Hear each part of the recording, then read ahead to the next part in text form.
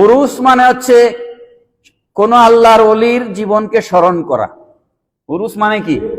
সময় নাই এখন বুঝাইয়া দেওয়া। উরুস মানে হচ্ছে কোন আল্লাহর ওলির জীবনকে স্মরণ করা। এই যে আমি এতক্ষণ ধরে যা আলোচনা করতেছি, এটা শাহজালালের উরুসের অংশ। কোন আল্লাহর ওলির জীবনকে স্মরণ করা, তার ওফাত শরীফ উপলক্ষে কোরআন তেলাওয়াত করা, দুরূদ শরীফ পড়া, তারপরে দোয়া মুনাজাত করা, এগুলো হচ্ছে উরুস শরীফ। এখন সেখানে এসে আমি জানি না এগুলার হিস্ট্রি কি, সেখানে কোথার থেকে এই ব্যান্ড পার্টি আসলো, কোথার থেকে ডুল আসলো, আর কোথার থেকে নারী পুরুষ একত্রিত হয়ে নাচানাচি আসলো। শাহজালাল তো বিয়েই করেন নাই, তিনি তো মুজাররাদ। মুজাররাদ তো তার উপাধি, তিনি বিয়ে করেন নাই বলেই তাকে, মুজাররাদের বাংলা হচ্ছে একক, ইংরেজি হচ্ছে সিঙ্গেল। শাহজালাল আজীবন সিঙ্গেল ছিলেন। শাহজালাল বিয়ে করেন নাই।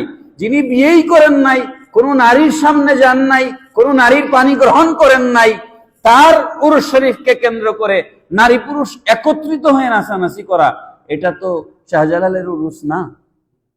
কথাটা কি পরিষ্কার হয়েছে? এখন এই জিনিসগুলো একদিনে বন্ধ করা সম্ভব না, এক নোটিশে বন্ধ করা সম্ভব না। এগুলো করতে গেলে উলামায়ে কেরামের দায়িত্ব আছে।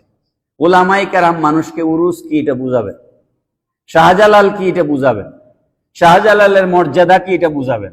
এখন আপনি এগুলোর কারণে উরুসের বিরুদ্ধে ফতোয়া দিয়ে দিলেন, আর মাজার জিয়ারতকে নাজায়েজ শিরিক ফতোয়া দিয়ে দিলেন, তাইলে তো আপনি আলেমের মাঝে দুই ভাগ করে ফেললেন। কারণ আপনি যখন মাজার জিয়ারত নাজায়েজ বলেন, তখন আমি আপনার এই ফতোয়া মানি না, তখন আপনার আর আমার মাঝে দ্বন্দ্ব তৈরি হয়ে গেল। কথা ঠিক না বেটি? এই দ্বন্দ্ব তৈরি করা যাবে না। আপনি জিয়ারতকে মানেন এবং জিয়ারতের সুন্নত তরিকা মানুষকে শিখায় দেন। কথা কি ঠিক আছে? আপনি উরুসকে স্বীকার করেন, করে উরুসের শরীয়ত সম্মত তরিকা মানুষকে শিখিয়ে দেন, তাই না? এই জায়গায় আলেমদের দায়িত্ব আছে, সাথে সাথে প্রশাসনের বিরাট দায়িত্ব আছে। যারা রাষ্ট্র পরিচালনা আছেন, ডিসি সাহেব, এসপি সাহেব, পুলিশ কমিশনার সাহেব, ওনাদের বিরাট দায়িত্ব। ওনারা যদি আইন শৃঙ্খলা রক্ষায় নিয়োজিত না থাকেন, এগুলোতে ওনারা যদি কাজ না করেন, তাহলে আচ্ছা, এই যে শাহজালালের মাজারকে কেন্দ্র করে মাজারের সাথেই লাগাই একটা মাদ্রাসা আছে না, ওই মাদ্রাসার মাঠে বসিয়ে গাঞ্জা খায় না? বলেন খায় না? আমি মাদ্রাসার বিরুদ্ধে বক্তব্য দিচ্ছি না, আপনারা আমারে ভুল বুঝিয়েন না। এখন ওই মাদ্রাসার একজন শিক্ষক বাইর হইয়া যদি ওই গাঞ্জাখুরকে বলেন তুই এখানে গাঞ্জা খাইস না, তাহলে কিলাকিলি লাগবো না? তো এই কিলাকিলি লাগলে এটা সমাধান কে করবে? এখানে তো আইন শৃঙ্খলার মানুষ লাগবে। এই জন্য কিলাকিলি করে আপনি এই গাঞ্জা উঠাইতে পারবেন না। পারবেননি? বলেন। কিলাকিলি করে আপনি এটা উঠাতে পারবেন না। তাইলে উলামায়ে কেরাম এবং প্রশাসনের একটা সমন্বিত উদ্যোগ দরকার।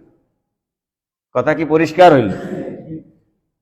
আমরা যদি সিলেটের মানুষরা শাহজালালের কদর না বুঝি, ওনার সম্মান না বুঝি, ওনার ওফাত বার্ষিকীতে ওনাকে স্মরণ না করি, ওনার উপরে দুইটা কথা না বলি, ওনার মাজারের সামনে গিয়ে সূরা ফাতিহা ইখলাস না পড়ি, তাইলে আমাদের মতো নিমুখ হারাম এই জমিনে আরেকজন আছে? এই জন্য আমাদের দায়িত্ব হচ্ছে শরীয়ত সম্মত উপায়ে শাহজালালকে স্মরণ করা।